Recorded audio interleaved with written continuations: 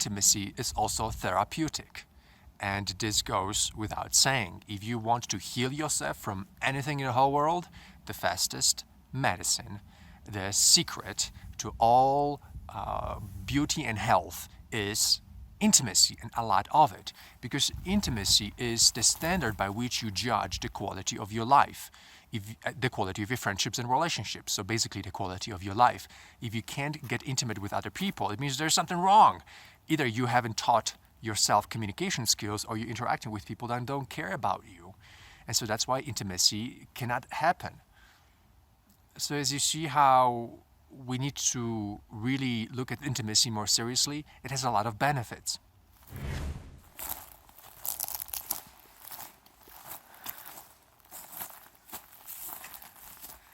Hey everybody, Paul Angelo here again. Welcome to another amazing video about intimacy and sexuality for gay men.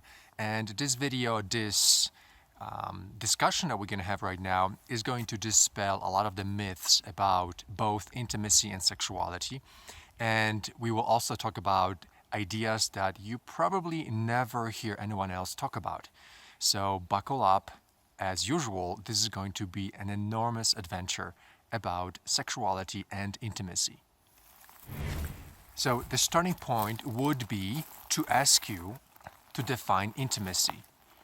So how would you define intimacy? What is intimacy? How would you define it? And what's the big deal about it? Why is everybody making so much fuss about intimacy? Everybody wants to be intimate. Why? What's the big deal about intimacy? So I will give you a few seconds to think about it. I'm here in this beautiful location, another place here next to the Pikes Peak National Forest. I moved to Colorado Springs, and this area is my new area, and so I'm going hiking all the time, discovering these new places. So this is where we are. Pikes Peak is behind me over there, and there's the sun that's setting, so it's going to get dark really soon. So it's a good time to talk about intimacy and relationships and sexuality. Okay, so what is intimacy? What came to your mind? So usually people think closeness. People say closeness. When I'm close to someone, it means I'm intimate with someone. When I'm close, really close, like hugging, and then when we add physical contact in terms of sexuality, that is really what intimacy is. And yet, think about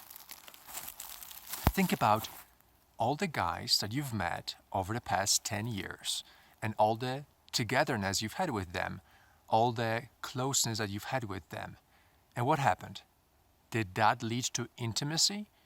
Did that lead to them feeling so great that they stayed and instead walking away?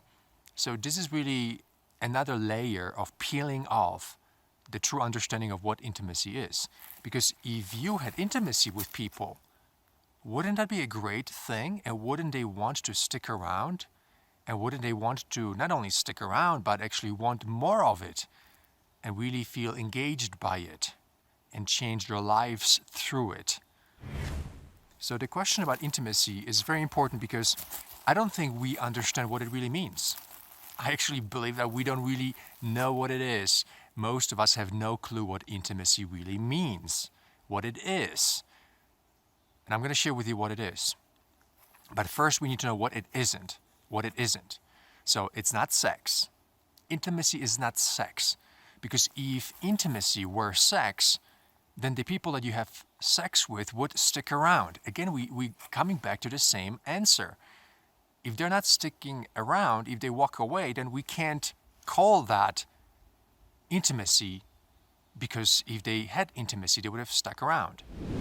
The big deal about intimacy is that we all need it, but we don't understand it. Intimacy is something that is necessary for our development. Human beings need intimacy like we need water. Literally water. People that don't have intimacy, they actually die from the inside out. And that's why it's a big deal. All the women are all about intimacy. I want to be intimate with my husband. And the husband doesn't know how to be intimate with the woman. And that's the complaint straight women have usually against their husbands, the straight men. Now in the gay world, we have a slight advantage because some gay guys are really into emotions. They're really into empathy, really into, helping others and connecting to others. And, we have the old-fashioned gay guys that are just stubborn, typical Italian kind of a guy who is, in his own way, a lone wolf, and he will not change for anybody. But let's get back to intimacy because we are getting off the subject here. So intimacy is not sex. So let's get this out of the way. I've never been feeling intimate with anybody through sexuality the way that we're supposed to feel. Yes, it's a lot of pleasure. Yes, you are activated on multiple levels. And yes, you can have this temporary sensation of this illusion of intimacy. But then he goes away, and then what? Nothing. So it is not intimacy. So we need a more clear, accurate definition for intimacy, don't you think? So I'd like to offer you that definition right now. But before we get into that, I would like to discuss why intimacy is so required for our developmental needs. Intimacy is basically our self-discovery through other people. That's what it is. And if you don't have other people close to you, your self-discovery mechanism does not occur as fast or as beautiful as it could be. So usually when you have kids that grow up with other kids and they have a lot of group activities with those other kids in their teenage years, then when these kids are adults, they are really comfortable in a lot of settings. They have a lot of confidence. They are more finished on an exterior and interior level in terms of their developmental, their appearance, and also their internal states of mind. They are more flexible. They are more able to deal with much more complex situations in life. Why? Because they've had that intimacy through their interactions with their friends in group settings when they were kids, with children that offered them the completion of the self-discovery process. So if we don't have intimacy, and those kids that don't have intimacy, those children that don't have frequent interactions when they're kids with other kids, close friendships and best friendships, these are kids when they grow up, they have something unfinished about them. They have insecurities, not just in one place, but all over the map, because their psychological needs were not completed when they were children. Their all kinds of needs related to development of our biology, our physiology, our cognition as it connects to biology, our cognition as it relates to the external world. All of that has to be completed. All of that has to be discovered. And we just take this for granted. And we don't question this. We don't think about it this way. And so when you have intimacy, intimacy is the process by which you complete yourself, because you enter into that space of emotional interaction. And now we're getting closer to the definition of what intimacy really is. So I gave you a little hint here. And that's right, my friends. When we use the word intimacy, we have to connect it with the word emotion. You can't have intimacy without emotions. Intimacy is something that human beings have. Animals don't usually have intimacy. You wouldn't say animals are intimate with one another. They just lay next to one another and they play with one another. Human beings can be intimate with one another. We can be intimate with ourselves. And what this means is that there's that part about our interactions that is only unique to humans. And that's the translation of emotion. That's the sharing of emotion. So to a degree that you can share your emotion and read other people's emotions or read their sharing of emotion, that is when we say that you are ready for intimacy. And we say people fear intimacy. They fear intimacy because they fear the process of self-discovery through emotions. So you hear this a lot with straight women complaining about their husbands. I'm going back to the same example because they say, I can't be close to my husband. He's afraid to tell me how he feels. And you see these comical scenes in the movies when the woman says, why can't you tell me what you feel? And, I smile and I listen to that, but, this is true. I actually see some of this in Frank as well. Frank is this typical straight guy who is having difficulty saying how he feels, like it has to be extracted out of him. So for people like that, intimacy will be more difficult because intimacy is the sharing of emotion. And the reason why intimacy works this way, here's a deeper dive into intimacy. The reason why it works this way is because for emotions to be communicated, people need to already feel safe with each other. You see, the intimacy process requires that two people already feel comfortable and safe in each other's presence. So if you use each other for sex, if you trivialize each other's, you can say, existence by objectifying each other through sexual mechanics and sexual expectations that are kind of like a part of a game, you can't have intimacy anymore. Because that part of us that is super intelligent, our unconscious mind will read in your behavior the signs that will tell you whether it's safe to be here or not. And so if we don't treat each other with respect 100% at the time, intimacy process is unavailable. And what do we do instead? Then we then resort to sex and use each other for sex. But ultimately, everybody needs intimacy and everybody secretly yearns for intimacy. I suspect most of people don't know how to communicate emotions, how to enter into that zone of emotional exchange. And that's why they don't have that intimacy and they crave sex all the time. Intimacy is also therapeutic.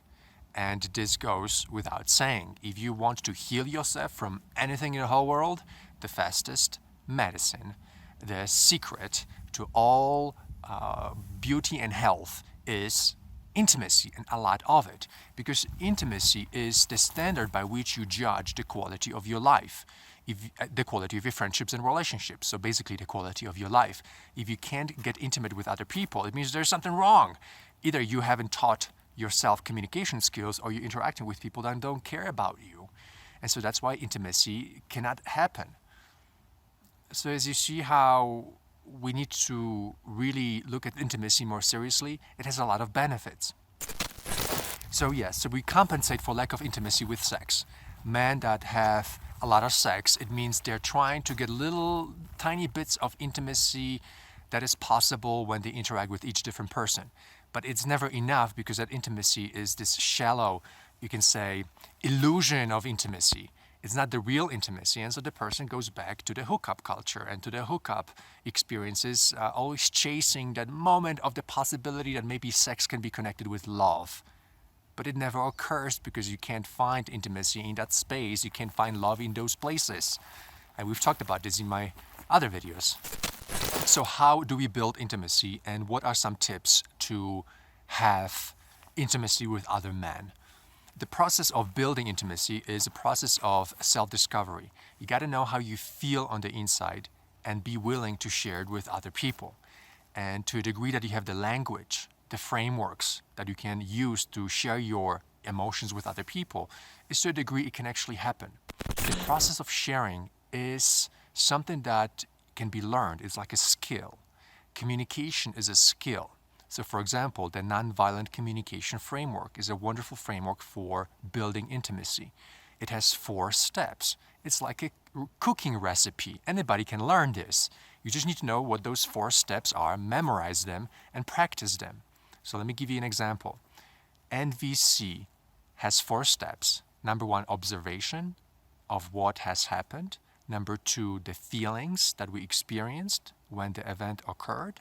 Then the 3rd step is the needs that the person had when that event took place. And then the 4th step is the request for an adjustment or change or something different. And so these 4 steps are part of the communication strategy to communicate more accurately what's been going on or cooking up in your mind as the event was occurring. And so this is an example of a communication framework that has been created many years ago, and this is how you create intimacy. So to build intimacy, you need language skills, communication skills, and you need the receptivity of the other person to the communication process. They want to be receptive, basically, to you communicating with the intention of intimacy building.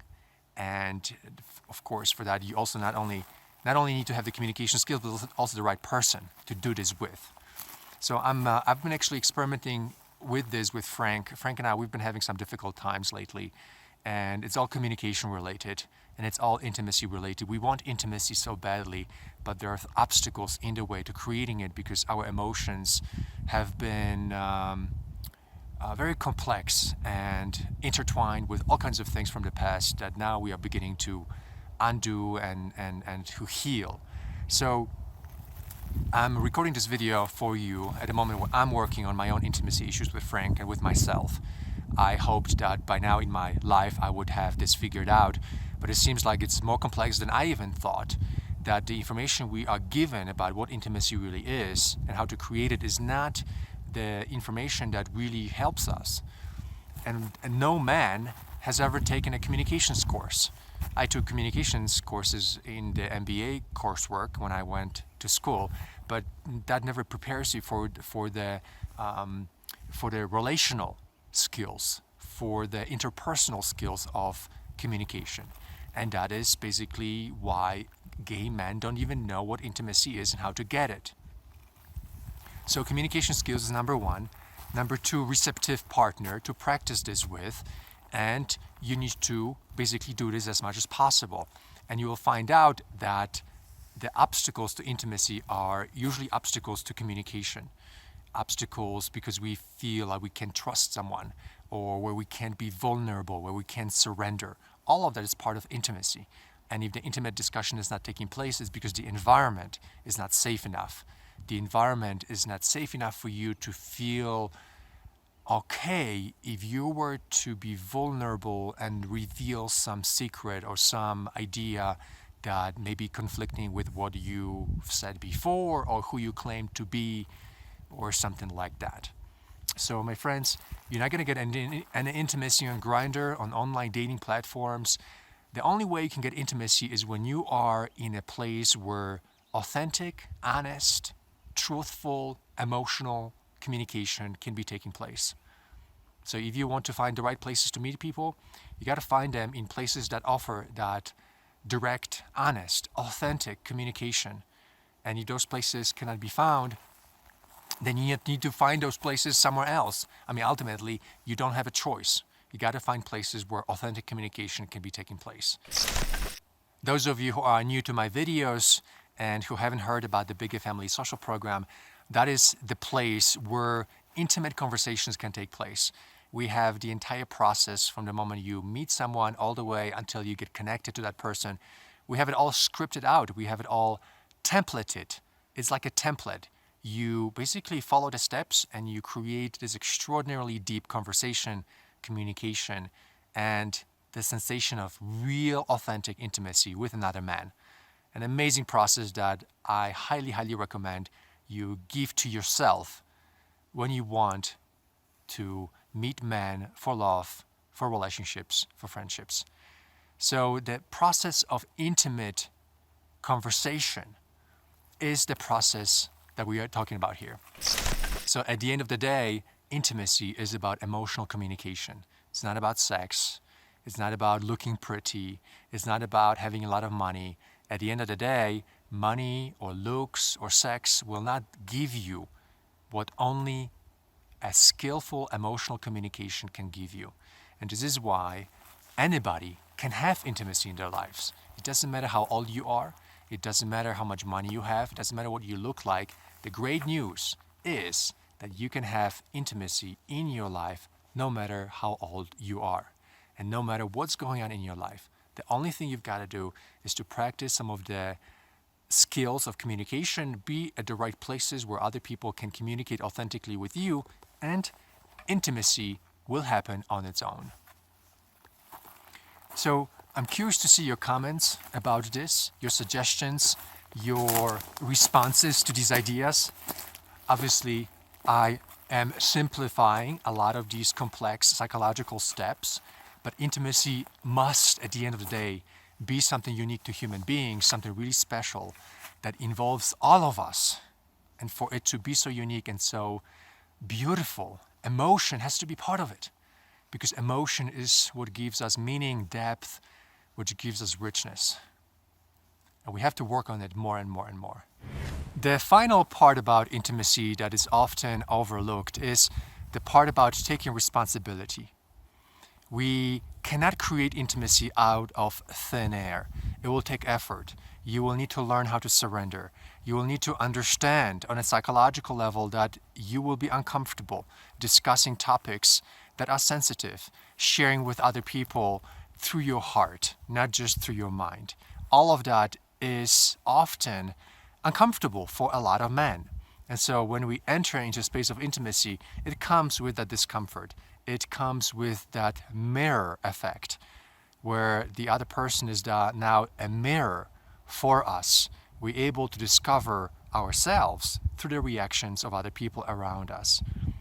Intimacy is magical. Intimacy is like climbing a mountain, like Pikes Peak you can see over there behind me. Intimacy is like climbing a mountain. It's adventurous, it's tough, but once you get to the peak, once you achieve intimacy with another person, it's extraordinarily rewarding.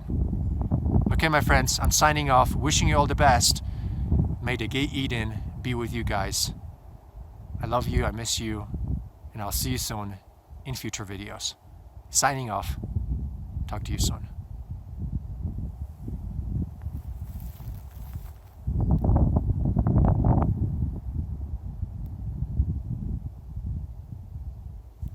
It's really beautiful here. I am in love with the mountains, as you can probably tell by now. I love hiking, I love the mountains. There's something about them that I just can't get enough of. And as I was hiking here, there were all kinds of animals over here, and it was just really beautiful. And this is how I also get my own intimacy with nature. So that's something that's worth mentioning. Okay, my friends, I'll see you soon.